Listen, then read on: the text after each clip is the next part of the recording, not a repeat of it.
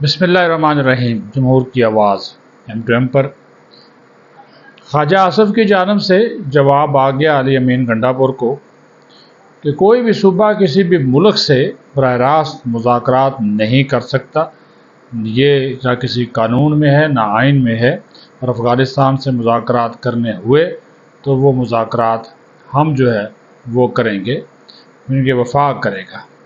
تو یہ وفاق کے خلاف سازش نہ کریں، وفاق پر حلہ نہ بولیں۔ یہ ایک طرح کا انہوں نے کہا کہ یہ عجیب و غریب یہ شخص ہے، کچھ دن پہلے کوئی بات کرتا ہے، دوسرے دن جو ہے وہ کوئی اور بات کر دیتا ہے۔ دوسری بات جس کے اوپر بات کرنا بہت ضروری ہے، پارلیمنٹ کے اندر آج زیر حراست اراکین کو پیش کیا گیا، پروڈکشن آرڈر پہ وہ آئے، اسپیکر سے گلے شکوے بھی کیے اور خفیہ اداروں پہ الزامات بھی لگا دیے، جو کہ ایک وتیرہ ہے کہ ہر کام جو ہے وہ ان پہ ڈال دو، بے شک وہ پولیس والے ہوں یا کسی اور نے کیا ہے، بغیر ثبوت کے۔ یہ سب سے آسان کام ہے کہ ٹارگٹ بنا لیں اور آپ اپنی جو انٹیلیجنس ایجنسیز ہیں، قومی سلامتی کے ادارے ہیں، نقاب کے اندر چاہے جو بھی ہو، یہ ڈال دیں۔ جس طرح گنڈا پور صاحب کہہ رہے ہیں جی کہ وہاں پہ خیبر پختونخوا میں جیل سپرڈنٹ کو انہوں نے کہا جی ان کا سافٹ ویئر اپڈیٹ کرنا پڑے گا کہ جو لوگ ہم پکڑتے ہیں کوئی چھڑا کر لے جاتا ہے۔ کس کی اتنی جرت ہے کہ وہ چھڑا کر لے جائے؟ اور اگر لے جاتا ہے تو یہ آپ کی کمزوری ہے گنڈا پور صاحب، سیدھی سی بات ہے۔ ایک بندہ جیل میں ہے، عدالتی حکم کے مطابق یہ جوڈیشل ہے یا ریمانڈ پہ ہے، جو بھی ہے، کیسے اس کو چھڑایا جا سکتا ہے؟ اور وہ دہشت گرد ہو، یہ تو بنانا ریپبلک تو نہیں ہے۔ تو بات وہ کرنی چاہیے جو اصول کی ہو، اس پہ بات کریں۔ پھر ایک اور الزام لگا دیا گیا، یہ دیکھیں میں بہت ساری چیزیں آپ کو ساتھ ساتھ بتاتا ہوں۔ الزام یہ لگایا گیا کہ پاکستان کے بہت سے جو سابق آرمی سربراہ ہیں یا جرنیل ہیں، وہ ریٹائر ہو جانے کے بعد بیرون ملک چلے گئے ہیں۔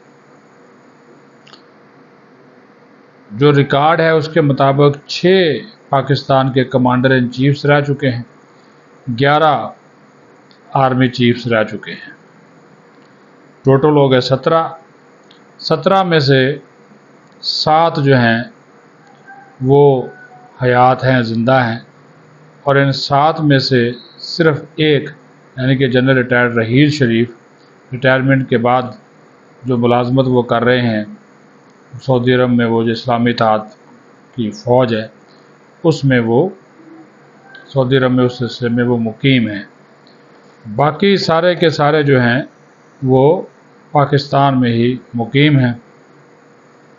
4 اسٹار جرنیلوں کی بات کی جائے تو 18 chairman joint chief of staff committee رہ چکے ہیں، 9 وفات پا چکے ہیں، 9 جو ہیں وہ نہ صرف حیات ہیں بلکہ پاکستان میں ہی مقیم ہیں۔ اگر ہم بات کریں آرمی چیفز کی تو جنرل ٹکا خان پہلے فوجی سربراہ تھے جو کہ آرمی چیف کے عہدے پر تعینات ہوئے۔ ان کے بعد ضیاء الحق آئے، پھر مرزا اسلم بیگ، پھر جنرل آصف نواز، وحید کاکڑ، جنرل جہانگیر کرامت، پرویز مشرف، جنرل اشفاق پرویز کیانی، رحیل شریف، اور اب موجودہ قمر جاوید باجوہ جو سابق ہیں اور آرمی چیف اس وقت جو ہیں، یہ سارے کے سارے پاکستان میں ہی مقیم ہیں سوائے جنرل ریٹائرڈ رحیل شریف کے، وہ بھی اپنی جاب کے سلسلے میں وہاں پر موجود رہے ہیں۔ تو یہ عجیب و غریب باتیں جو ہیں وہ بغیر ثبوت کے چلائی جاتی ہیں۔ میں نے ریکارڈ سے آپ کو یہ سارا جو ہے وہ بتایا ہے کہ یہ غلط ہے، اس طرح کی باتیں نہیں۔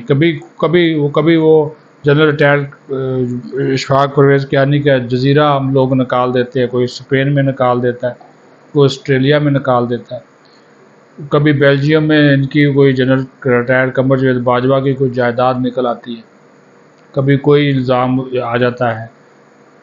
اور وہی ہے نا جی، جتنی منہ ہے اتنی باتیں ہیں، تصدیق والا کام نہیں ہے۔ تو یہ میں نے ریکارڈ سے آپ کو چیزیں بتائی ہیں، اس پہ اگر ہم بات کریں کہ جو chairman joint chief of staff committee کے عہدے پر تعینات ہوئے تھے، 18 chairman joint chief of staff committee تعینات ہو چکے ہیں۔ 15 کا تعلق پاک فوج سے تھا، 2 کا پاک بحریہ سے، 1 کا تعلق پاکستان ایئر فورس سے۔ ان چیئرمینوں میں سے 9 ابھی تک حیات ہیں اور سب کے سب پاکستان میں مقیم ہیں۔ Admiral Iftikhar Ahmed Sirohi, general Jehangir Karamat, general Aziz Khan, general Ehsan ul Haq, general Tariq Majid, general Ashfaq Parvez Kayani, general Rashid Mahmood, general Zubair Hayat, general Nadeem رضا اور جنرل سائر شمشاد مرزا موجود ہے پاکستان میں آپ کے سامنے۔ پھر ایک صاحب سے، بڑے صاحب سے پنڈی میں ملاقات ہوئی، انہوں نے ایک بڑی زبردست بات کی، گپ شپ تھی۔ تو انہوں نے کہا جی یہ سب سے آسان کام ہے، وتیرہ ہے، بن گیا ہے، فیشن بن گیا ہے کہ فوج کو برا بلا جو کہہ دو اور الزام لگا دو، جو مرضی کر لو، ہم اتنا جواب نہیں دیتے، باقی جو ہے جواب دے دیتے ہیں، ہم اتنا کھل کے بولتے نہیں ہیں، بول نہیں سکتے، لیکن ہم ہر وہ الزام جس میں مالی کرپشن، 2 انہوں نے چیزیں بتائی۔ انہوں نے کہا جی یہ فوج میں ایک چیز بڑی کلیئر ہے، ایک مالی کرپشن اور دوسری اخلاقی کرپشن، یہ خواتین والے معاملات۔ انہوں نے کہا جی اس کے اوپر ہم کوئی کمپرومائز نہیں کرتے، ثابت ہو جائے صحیح، اور اگر ریٹائرمنٹ کے بعد بھی یہ چیز ثابت ہو گئی نا تو ہم نے ماضی میں یہ مثالیں موجود ہیں کہ مالی کرپشن یا بد اخلاقی والا جب معاملہ ہے اس میں انہوں نے کہا جی ہم نے لوگوں کو سزائیں دی ہیں۔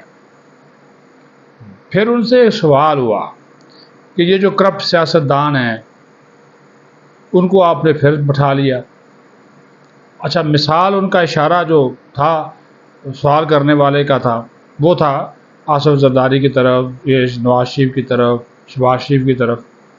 تو انہوں نے کہا کہ بھائی جی ووٹ تو دیتے آپ لوگ، اس چیز کا الزام بھی ہم پہ لگا دیا جاتا ہے کہ الیکشن ہم مینج کرتے ہیں۔ تو انہوں نے کہا کہ مجھے یہ بتائیے آصف زرداری کو صدر مملکت کس نے منتخب کیا؟ آپ کی پارلیمنٹ نے کیا؟ کیا پوری پارلیمنٹ ہم نے خرید لی؟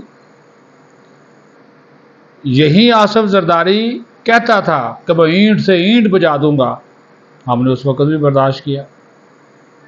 آج وہی زرداری کہتا ہے کہ میں ملک کی ترقی اور خوشحالی کے ساتھ اداروں کے ساتھ ہوں اور وہ صدر مملکت ہے۔